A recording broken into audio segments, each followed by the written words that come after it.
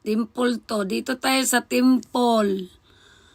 Sa ano to, ano ba to, sa Kinugawa, Japan. Tara, mamamasyal tayo. Panoorin natin yung mga temple nila, yung church to ng Japan. Dinadayo dito.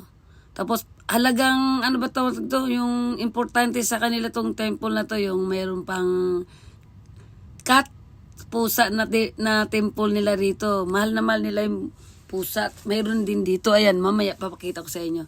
Yan naman, yan. Yan na yan. Yan yung dating, nawala na siya, yung king dito daw sa Japan. Yan yun, yan nakalagay. Bawal yan puntahan. Diyos ko, bago ka makaakit dito sa bundok nito, ang dami mo aakitin. Talagang pinakabundok. Kaya ang pupunta lang dyan talaga yung may mga sasakyan. Walang bus. Kung may bus man, siguro yung mga tourist, mga ganon, ang pupunta dyan. Bundok po yan, sa pinakamataas na bundok. Nakit namin dyan.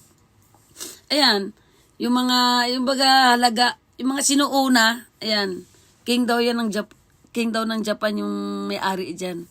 Kaya bawal daw yan aakitan. Ganyan, panoorin mo lang, tourist lang siya. Ang ganda. Kung una kang pupunta dyan, ang gandang tingnan. Pero kung sanay ka nang pumunta dyan, nakakapagod. Pero bukod sa pagod, nakakatuwa na enjoy mo yung gala mo kasi siyempre nakaakit ka dyan sa bundok na yan. Tapos daming temple, maano mo yung style nila ng mga Japanese. Ayan yun, yan.